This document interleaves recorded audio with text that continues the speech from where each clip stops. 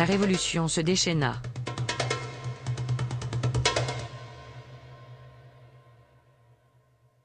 This is Zanzibar, and this is the story of the revolution. In the People's Palace, the Council of the Revolution now rules where Sultan Jamshid and his ancestors used to reign. Above the Battle El Jaib, now as before the seat of executive government, flies the revolutionary emblem with the white vertical stripe for harmony of the People's Republic of Zanzibar.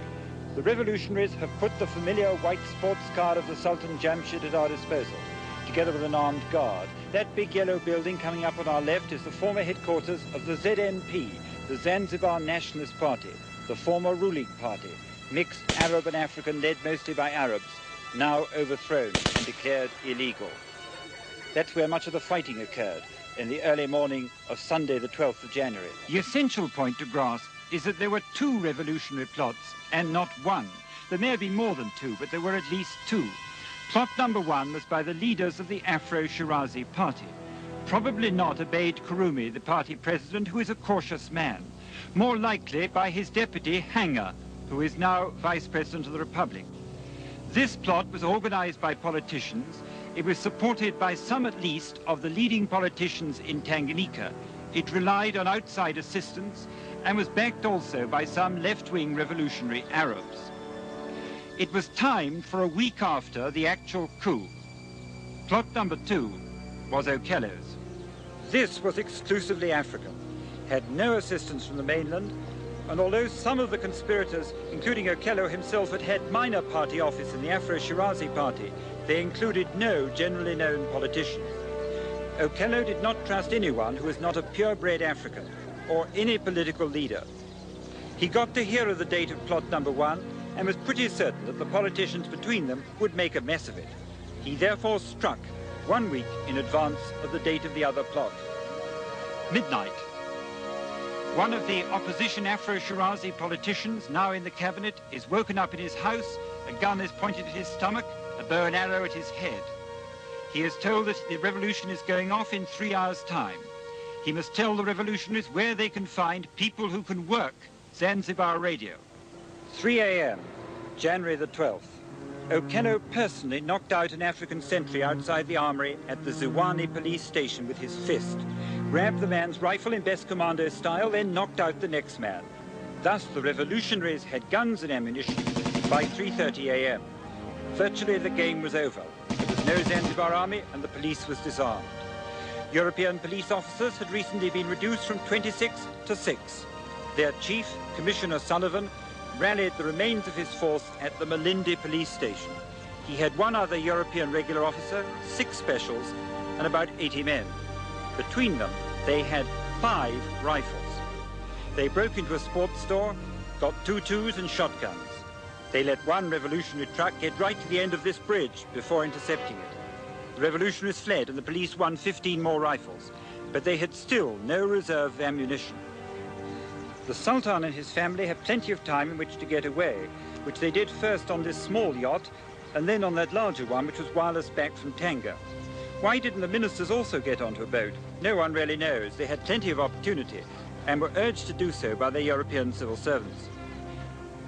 The police commissioner's position was now hopeless at Malindi, but the rebels still did not attack. From the community center at Rahaleo, which incorporates the radio station, Okello directed the battle. His violent speeches, extravagant bragging, bloodthirsty threats were part psychological warfare. After all, the Arabs still in the rural areas were well armed. All the same, they must have contributed to the terrible holocaust of casualties, running almost certainly into 4 figures, nearly all of them Arab. The sins of the Arab fathers, who had owned Africans as slaves and caused the most appalling wastage of human life in capturing them throughout East and Central Africa, had been visited terribly on the 3rd and 4th generations. It's only fair to add that Okello used the same propaganda methods to protect the lives and property of Europeans, none of whom was hurt. People in the town hastily tied handkerchiefs on their arms and hung them from their doors and windows to signify surrender to the new regime. The Afro-Shirazi political leaders gathered in Dar es Salaam. Kurumi, Hanger, and Babu heard over the radio they'd been made president, vice president, foreign minister. They borrowed a reconditioned iron lifeboat with a glass bottom for tourists to see the fishes that was awaiting repairs. Concrete was poured into its holes, and its owner piloted the cabinet through the coral reefs into Zanzibar and power.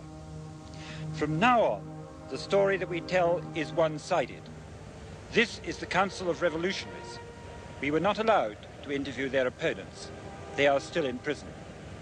Mr. President, what were the factors which made you decide that a revolutionary action would be necessary? Ile serikali sio ya watu wengi katika nchi hii. In the first place, the former government did not represent the majority interest of the people. It's obvious that how can an opposition party with 54% of the electorate voting for the opposition and only 46% voting for the established government? Just obvious that there was some hanky-panky going on. By what means? by what means was Field Marshal Okello chosen as the leader of the Revolutionary Army? Because of his experience and the leadership which is popular to the people who organize the... Where did he get his previous military experience from?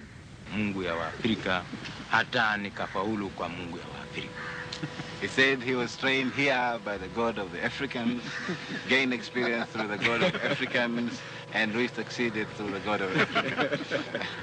Sheikh Babu, it's no news to you that there is considerable speculation as to whether the communists were behind this rising, and your name is associated with that. Can I ask you to tell me frankly, to what extent did you get communist assistance, financial or otherwise? None at all. There was no communist help. We were helped by the God of Africans, and except a clique of people, foreigners who happened to come from Arabia, were helped by some of the Western powers in crushing us, particularly Britain. Yes, that's correct. Sheikh Babu, you know very well that the ZNP, of which you were formerly the General Secretary, was always accusing the British of being on the side of the Afro-Sudan.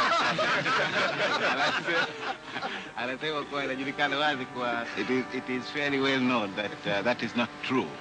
And actually, the British government didn't help the Afro-Sudan.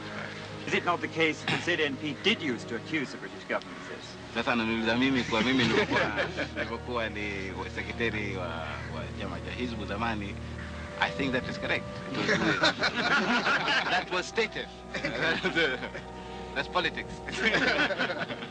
Why did you, as a matter of fact, change sides, Sheikh Babu?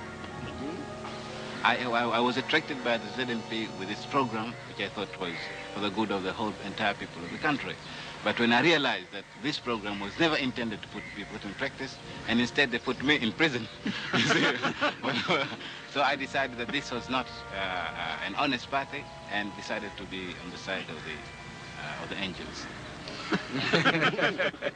Sheikh Babu, did you yourself know that there was going to be a revolution? I never knew. I knew that Mimi was going to do a revolution now. You were in Dar es Salaam Yes. when the revolution took place. Right. What was the first news you got of it? The first news I got of it was the government is collapsing, that the armory was taken and the two police stations were taken over. That was the first news I heard of the revolution. There was a Cuban consulate, I think, or embassy recently opened in Dar es Salaam. Do you think that had anything to do with the revolution? Absolutely nothing, because he also was taken by surprise. And he asked you what was happening? Yes, he asked me what was happening in Zanzibar, and I had nothing to You tell didn't him. know either? I didn't know either. I was just as ignorant as he was. Brilliant couple of innocents. Yeah. Meanwhile, things in Zanzibar are getting back to a kind of normal. There's a noticeable absence of tourists. None are now allowed to land, or of Arabs in the streets.